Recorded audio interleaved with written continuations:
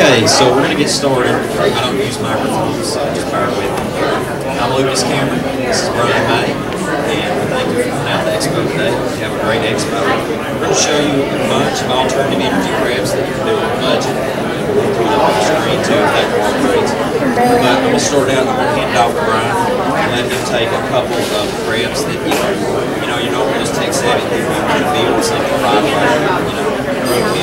just these, and at least give you something else. I'm going to tell you, it's going to be volunteer.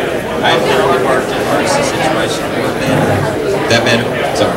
I've worked in an emergency situation where that I've not even had stuff to recharge my communication, so I can tell you, definitely nowadays it's a big issue. I'll make sure to have that. So I'm going to hand it off to Brian. He's going to cover a few here, and then we'll just swap back and forth. What we have right here is a portable solar panel. The solar panel right here, you can charge your phone and other devices. They have multiple connectors on them. These can be bought on eBay. You probably can find some at the equipment benches. These would be great for emergency situation because obviously, Pass all these.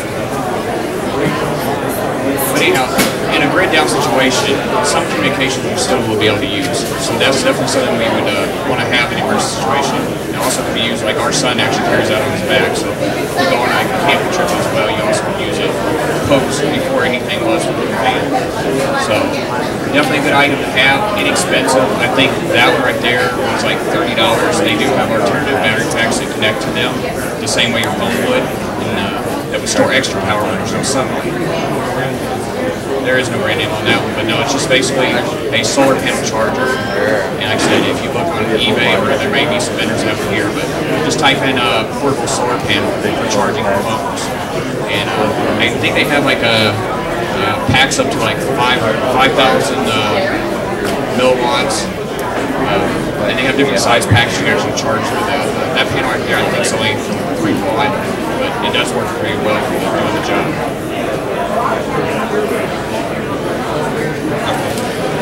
Now here is another option for portable solar, and this is by Gold Zero. But I will tell you that this is a good panel, but it's pricey. You can find a panel that's exactly the same style as this at nomadplug.com. It's almost identical, $50 cheaper. So this is one of those if you're going to buy real quick on the fly, just so you have some charging capabilities for your phone, communication devices, things like that. This is a great option, but like I said, Nomad Plug produces a product that's exactly identical to this. The thing's bright red. I don't know why they made it bright red. Black or tactical would be a little more, selling feature, but it's bright red. It's great for the guys' fire department. But anyway, I'm going to pass that around.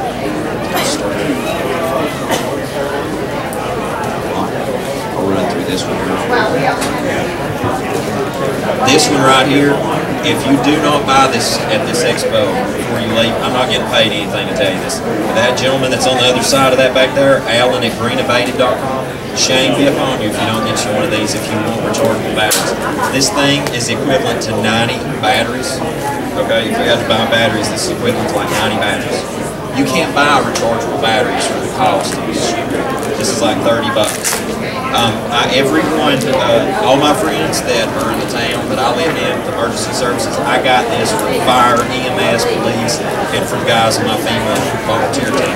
We all have this. The EMS actually done a test with it the other day. It's great, and it's rechargeable, safe to use. If you like, for instance, say you have like a bow thing. Does anybody know anything about AMRAP? Okay, the bow thing insert, you can put these in that. So it's great. It uses salt water, not to be profane in an emergency situation. If you had to use the bathroom in this, you had enough salt out of your body to charge your own battery. So it's pretty neat. Using human fire. Just pass that around. But you fill it with salt. The salt packets come with it. You put water in it up to the field line. It's made in the USA, China. So anyway, it charges up the batteries, and it's just a super awesome tech product to have.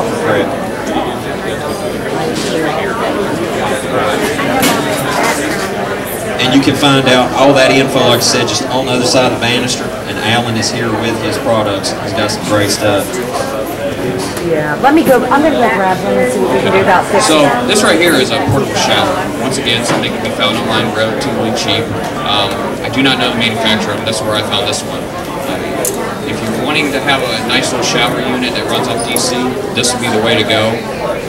I like to have my luxuries, even with grid down, so this would be a great item to search out for. You just put battery power up to it, pumps the water up through the bottom, and you have a portable shower. So, pass this one over here. It pumps it through there. It does pump it through. And it runs off 12-volt battery. So you also probably put it just straight to your solar if you needed to, as long as there was enough amperage to run the pump on it. Definitely an item, a luxury item to have. Not everybody thinks, you know, grid down, you're not going to luxury. There are luxuries out there if you find them. And that's actually inexpensive. I think that's another $30, $40 item or less. Like I said, you can find them on eBay.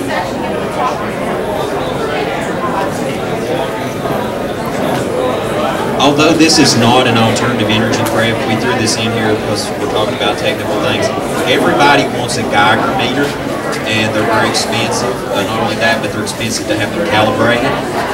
Ever since Fukushima, the disaster happened, there is a company in Japan that they came together as a non-profit to create a Geiger meter that anybody can use anytime on the go. And that's it right there. You plug in your smartphone, if you got an iPhone, iOS device, and plug in, they make all sorts of them. This thing works great. I tested my house and we're radiation free, so that's a good thing. But, you know, someplace in the world, you might have to worry about that. But, you know, where I live next to Oak Ridge in Tennessee, so there's a huge opportunity there that terrorists ever want to attack us. That's a hot spot. So, good thing to put up. It's very inexpensive. It's like $50. And if you bought a Geiger meter online, it can run into hundreds and hundreds of dollars. Very easy to use. The app for it is free on the App Store, so you don't have to pay out for that either. Okay, back to the shower thing. Another great thing, hot water.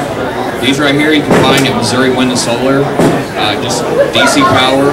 I think this one's up to, this is a 250 water, but this will heat the water for you. So another solar prep that you can use to have a luxury item.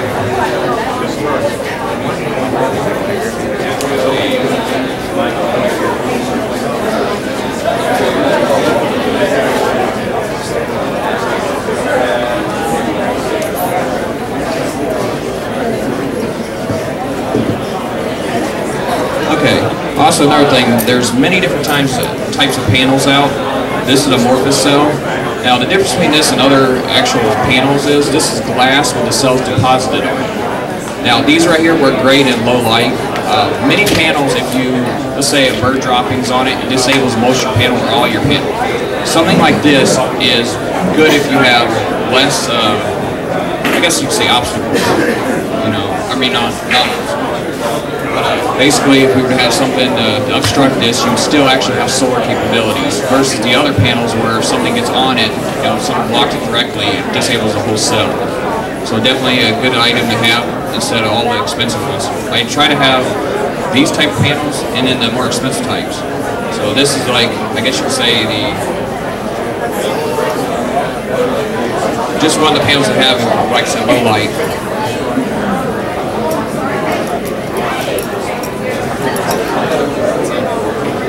Now, I'm beginning to experiment on my YouTube channel with thermal power.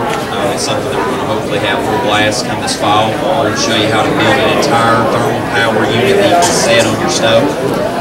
But should you want to buy one, this is a new product that's going to be on the market. It's not even on the market yet. This is one of the prototypes.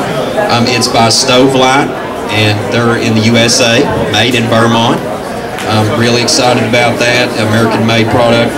They use Peltier plates. If anybody's familiar with heating and cooling refrigeration, you can send electrical current through that to cool things. But when heated, it produces electricity. Now, this unit right here is going to be the base model. We're going to sell about $100. You set it on the stove, or wood stove, whatever you got, and heat, and you can take it up, walk around with it, use it just like the 1800s. It has a LED light in it, and it just uses heat to make power. And really awesome. They're going to have one that has an adjuster knob, USB port, and all that fancy stuff, but This is not out yet, like I said, but I would definitely encourage you to get this, because if anybody's got if you're a prepper, okay, homestead, survivalist, whatever you define yourself as, or you're just ready for an emergency, and you got a wood stove, this is something you can just definitely get and put back. I mean, it works great. I have a YouTube review up of it here just recent, but that's going to be a neat thing to see come to market. So I think at this point what we're going to do now is we're going to transition into some larger builds. And now the things that we're sharing with you can check out on our YouTube channels. Our business cards is over there at the table. Feel free after the presentation to walk by. You can put your hands on everything, try out the bicycle, give it a spin if you want to. But to start with, and try to get a bigger image up there on the screen so everybody can see, this is a solar air heater. This unit, I was hoping to get it up to 140-degree output as heat. We got it up to 130 at about 15 cubic feet a minute.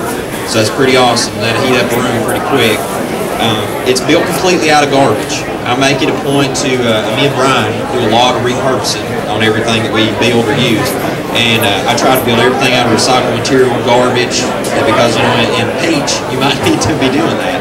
So this build right here can take you about a day's time in your workshop. The glass is recycled Lexan. It is bulletproof up to a certain amount. The cans are just recycled Dr. Pepper cans. The panels you can get at Radio Shack. All the information for these builds and where to get the components, stuff are in it. The wood from this is from an old beat up pallet. Cut it up, recycled pallet. The fan is from a computer. And the thermometer is a meat thermometer that drilled and put that down through there.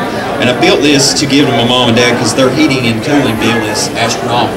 And so you can put this in a south-facing window indoors, and it will heat up quite a substantial amount of space. Like I said, 15 cubic feet per minute. You get the area of your rooms. I can kind of give you an idea how many of those you might want to build. But this can set in the window. So it doesn't have to be something huge you have to mount outside on your house. The build cost of that, if you're very careful, can be about $50. Matter of fact, if you get one of the panels off eBay, you can get it for about $5 or $6 as opposed to running a Radio Shack. So, there's that. You know, I want to show something else that y'all can be looking out for. There are many places other than Prepper Expos to get cheap and inexpensive preps. 25 cents. Each one of these water filters do 40 gallons of water. Like I said, 25 cents, found them at a Walgreens on clearance. Finger splints, a dollar bill store. Y'all have right here in this area, you know, an emergency situation. You know, cold packs, knee supports, thermometers. All this stuff can be found at dollar bill stores. So not all preps have to be expensive. That's when everybody comes at us and says, well, I don't have a lot of money to prep. You don't have to have a lot of money to prep. Dollar stores, Walgreens, everybody has clearance areas. Go check every one of them out. There's always something to find a good deal on. Okay, so to move to the next project, I'll make a note on this real quick. Wood gasification. If you've seen my spot on Doomsday Preppers, that wood gasifier that we build, okay, you can find the entire build for that on the YouTube from start to finish, make your own wood gasifier. But I will caution you, out of all the build preps and things that I build and share with people, please be careful making that, because, you know, wood gas can be dangerous. Okay, you can make yourself, it's very flammable. Okay, so unlike other things, you're just dealing with electricity. That's going in, pumping into a generator, and then making fuel in place of if you need gasoline. But the entire build is step by step from start to finish. It's not a very expensive build. The most expensive component is that hose coming off right there, because you have to get racing quality, I'm talking NASCAR quality heat hose, because it's the only thing that'll hold up to that kind of temperature. Because when you get wood at 450 something degrees, you are definitely cooking. And that char gas comes off and makes your fuel. But that build video is on there as well. But I'm going to step over here to the bicycle generator now, because many people prep alternative energy preps. But one thing the government, NASA, and even people like us want is something that is EMP proof. Okay, there's very few things in life that are EMP proof. That right there, that lady's holding right now, the stove light, it's EMP proof. It takes heat. Those batteries back there, chemical process, EMP proof. Human power, EMP proof. Yes, it does have a blocking diode in it, but even if the diode was fried, you could begin pedaling, and the path of least resistance is going to push the power into the battery. When you're getting close to done pedaling, pull the lead off, and you're not going to be back feeding. Yeah, absolutely. So to begin with, I'm going to just kind of go over the initial concept, because me and Brian talked about this back and forth. We live states apart, but we spent a lot of time going over ideas, brainstorming. And he sent out the motor to me because I had most of the components laying around, and it doesn't take much power, much pedal power to make power. My son can do this as a casual ride. And okay, so we're going to be making voltage here just shortly, right there. Okay. And the amperage is down here, but if you can't see it good right now, just come by our booth in a little while and we'll show you. This is one of the easiest builds that we've ever constructed. Okay, it's just a day's worth of your time. The metal framing you can find at Lowe's. Just buy you one of the shelf kits and throw the shelves away. Just use the metal. The thing that we done different in concept is we kept going back and forth. You see all these people, they have an alternator, they're on that bicycle, and they're like, and they're about to stroke out. Well, we took a extremely high voltage DC treadmill motor that's designed to move move me, fight against us, and we rewired it so that, there's no controller wires. We just cut that out of the way. And so all you have is your hot and ground lead coming off, so now you're the motor controller, and now you tell it how much voltage you want. And so I'm going to hand it off to Brian and let him further take you through how that we went with this concept. Okay, any treadmill normally would have something similar to this. This one right here is a 95 volt and 9.1 amps at 4150 RPM.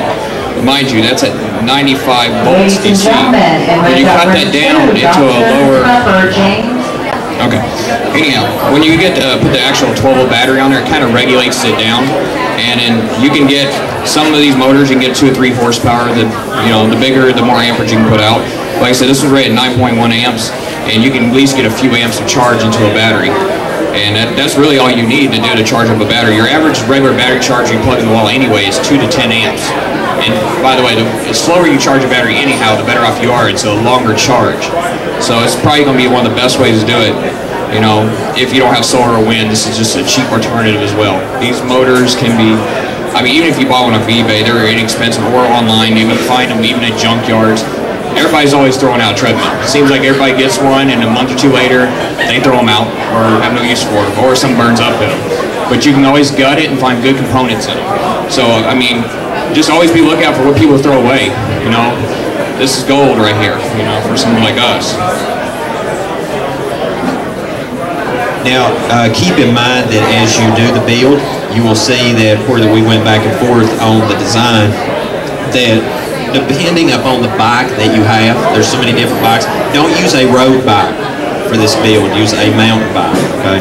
Because through the gearing, I haven't really gotten I didn't pay attention too well in science class, and later down the road, I was like, man, I wish I paid attention, you find that out later in life. Well, anyway, the ratio here to the smaller gear, you take that, and then you go from even a much larger down to even smaller, so it's almost like a 200 to 1 ratio. You're not got to put that much effort into it. Later down the road, disaster strikes, hard times come, whatever it may be, you don't want to be exhausting your energy out to too many things. You're cutting wood 5 minutes, you're pedaling power 5 minutes, you don't want to be exhausting yourself. So that right there takes a lot out of the play. And you can use with these treadmill motors where the belt was designed in the treadmill. You can go to O'Reilly's and get a micro V-belt for the size that you decide you want. So the great thing about that is everybody knows your belt wires down like your car, and you keep hearing the whining when it's trying to heat up and the cold and all that. Well, you can just, with this type of racking, you can adjust out your bike so your belt's getting warmer. Well, just adjust it down a notch. Now it's got tension on it again. There's a lot of play and flexibility in that. But the great thing about that is you don't have to run that through a charge controller, because be mindful you're pedaling it out. You're getting around 2 amps, so that's just like putting one of those smaller solar panels to a battery and setting it out like they have at Harbor Freight. But I'm going to hand it over to Brian and let him go into some other options and some solar here. Another thing is for people that are living in current times, obviously everything's not about the end. So this right here is for the person that just wants to hook up solar in their home and wants to do it simple. The easiest way to do is you get a panel like this, you run the wiring straight into this. Now on the other side of this, there's actually a house plug that comes out of this. This plugs straight into a outlet. You want to use one of the outlets like you have in your bathroom that has a reset on it. And what it does is it takes all the electricity made from the solar panel and converts it into 60 hertz AC, exact same thing in your house. So what happens is, let's say that you have a 200 watt solar panel hooked up to this guy. What will happen is if you're making 200 watts with this, and let's say your home is just using 200 watts, let's just use that example, your meter would not move at all. Now let's say that you're using 100 watts in your house. What would happen is you would go back 100 watts, so your meter would turn backwards if it allows it to. So therefore you're basically giving power to the power company, and some power companies actually will pay for the power that you're making. So I've got I think I've had like 4 or 5 of these stacked on top of each other. So I have the option at my home. I do have 40 batteries running parallel like we've seen on the show. But anyhow, I have the option to either charge that battery bank or to actually pump it back into my home or give it back to the power grid. Which in my case, I'm using more power than making. But it's the same, anyhow it goes. It's whatever way you decide you want to do it. So you don't have to go doing, if you're not electrical engineering, you don't have to go through and have a degree to wire up some solar in your home. This is the simplest way to do it. There are other ways as well, but this is the simplest way. Some of these actually will work with the wind power, like the wind turbine over there. So you can use wind or solar. Someone will actually hook up both to them. And like I said, what it does, it actually matches the electricity in your home. That way it doesn't actually blow up anything. But you always want to use, a fused outlet and also on a breaker. But otherwise, these things actually just plug in the wall like any other appliance does. So, but I do recommend using like your bathroom type outlet that has a resettable, breaker built into it. But good thing to have. These are inexpensive. I think most of them are 100, 200 bucks. They've come down in price and they keep on coming down more every day. I mean, I even picked up one for like $50. So, good thing to have. And what it is, it has little lights on the side of it. And the more power you're giving to it, the more faster the lights will be flashing. So, and it'll tell you basically the fault light, the only time that comes on if there's an issue or if there's absolutely no solar at all going on or no wind, that would be at night.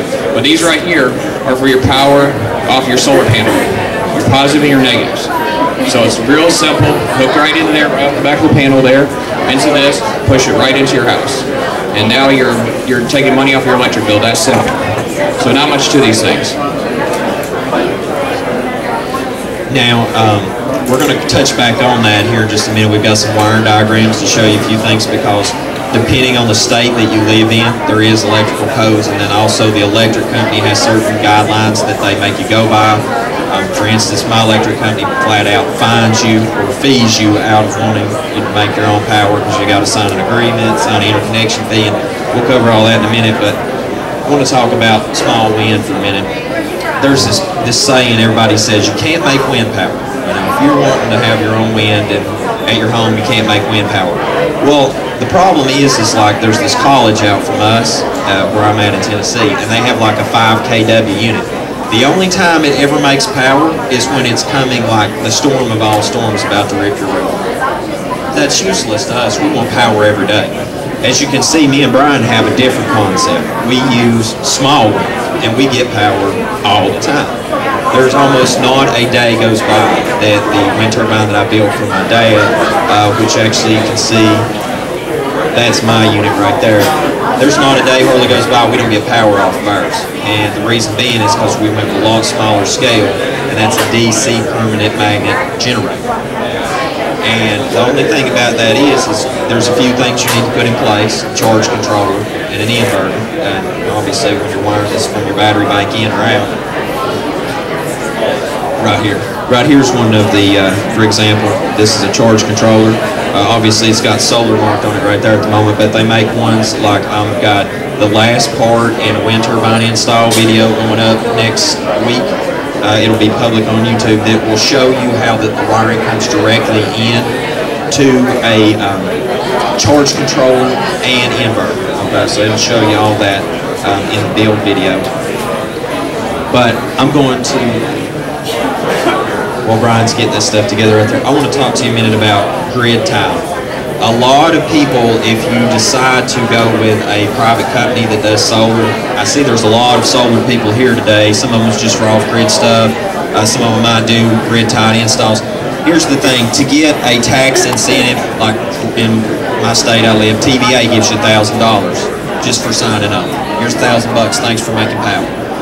Problem with that, a lot of electric companies have caught on to that. Mine takes and fines you about $600-700 for making your own power. So they found out that, you know, hey, there's some free money laying around, we'll take it right back.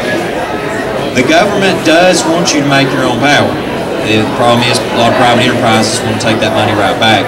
The 30% tax credit, you can get that back. My dad was a recipient of that this year. There's so much to help you get it back, but a lot of times you have to start out this way. I know you want off-grid, but you're going to have to start out grid-tied. And the thing about that is have an electrician install a multi-pole switch disconnect.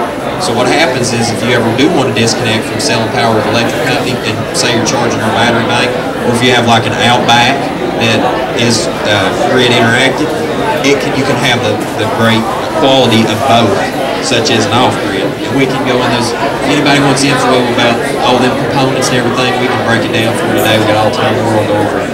But a lot of times you have to start out with your electric company, grid-tied. And then over time you can transition off. The reason you want to do that is so you get the tax incentives and the rebates. Speaking on the incentives, in Indiana where we're at, the county we're in, they gave us, I think we were paying like $800 a month in property tax. I think now we're only paying like $200. So we were able to get an incentive just for having wind and solar in our own home. They actually took our property tax down. So there's different types of, there actually is a website for it as well. I can get that if anybody wants it. But it tells you the tax incentives for every single state you live in and what they are for. Some of them are for geothermal, some of them may be for solar, some of them may be for wind. It just depends on where you're located at, what's available. Now he spoke about different charge code. There are other types as well. There's many different types of charge code. This one is from Harbor Freight. They're local here. And this one right here has USB, where you can charge something USB. It has even lights that come with these kits right here. Digital readouts. So, you know, there's all different kinds of components. What you need to do is do your homework and see what's going to fit you. Are you preparing for something to happen, or you want something that's just going to supplement for now, or do you want to do both? But the main thing is to always have backups and backups. That's what we always say as preppers. You know, you must have backup. So this right here, I have multiple types myself. I have probably 6 or 8 different kinds of charge controllers myself. Everything has its own use at a certain time, or, you know, it's just mainly having something else. You can't rely on it at one thing. Don't put your eggs all in one basket, ever. So, and another good hitting thing is, when you're doing wind and solar, you need to know what your wattage output is of your panels or what you're using. They make a device called a kilowatt. They're available at Home Depots, Lowe's, all of them have them. I think they're 20 bucks or so. What it does is it actually tells you what watts you're using. It don't care which way it goes. It can go in or out, so even if you hook this to your grid tie, it will show you how much power your grid tie is making, as long as it's up to a certain amount of watts. I think there's a limit on these things, 15 amps. So depending on what your output is, you know, 15 amps through here. But you know, you can see if it, whether it be a microwave, which is kind of extreme to be running on solar, but with the right grid tie you can do it, or an inverter. But good thing to have laying around. Like most flat screen TVs, I think are pulling about 120 watts. So obviously, if you want to run that TV constantly, you probably want to get you a couple 100-watt panel, just have extra there to charge your batteries or to supplement the power you're using. So, but definitely check one of these out. Like I said, it's called a kilowatt. They do make a couple different models of these. This one actually is one for watts. They make one for amperage and different kinds. I have both types here, but this is the main one to buy. The one actually says wattage on it. Like I said, they can be had anywhere at any hardware store or online. So I'll pass this one around for you. Another thing that if you're going to build a lot of DC powered things that we do is to have a DC meter that has the amp clamp on it. You know, a lot of projects, I've actually killed meters trying to do DC with AC stuff. And this will do 400 amps. Let me tell you, you get 400 amps going on, I want to see your build, because I mean, you've got some serious power going. But yeah, this is an example of it. And what was that?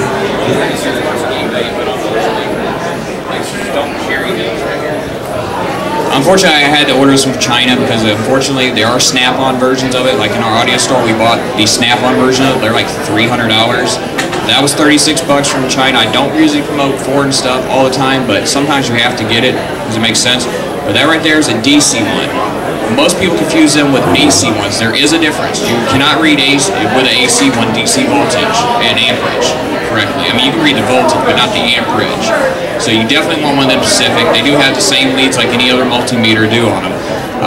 But that's something definitely to check out and get if you're doing any wind and solar. That is kind of a must. The little cheap and inexpensive meters only rated like 5-10 amps, and you will blow them up almost every time because if you give that power through them more than a few seconds, they burn them up.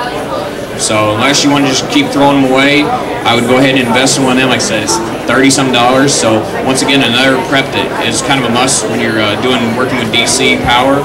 And matter of fact, I got that one for him because he kind of blowing up meters. So that just shows you something that's inexpensive that you need.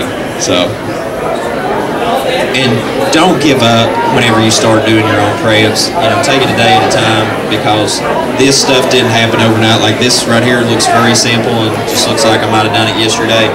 It took like 6 months to gather up all the stuff for that. It's just whenever you can afford it because most people that start doing prepping are always running on a budget. Especially when you come to alternative energy, this is one of the most expensive preps that there is because there's just so much depth that goes into it. Or you're wanting heat, or you want more power, you know. And I'm gonna wait and ask Brian. Anything else? I guess at this point in time, we kind of say what we got to say and be done. But if you've got questions, if you've got any questions you'd like to ask us, please feel free to ask us. And like I said, we're both going to be over here at the booth all day today, and we'll be back tomorrow speaking at work tomorrow. Stay tuned.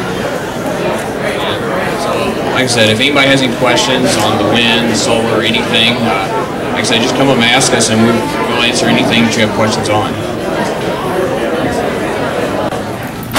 Guys, I hope you enjoyed the expo with me. Make sure to check out all the information in the video description below. There's a lot of people that can help you, and this may save your life one day. So until we see you again at the channel, as always, hope you have a most blessed day, and be sure to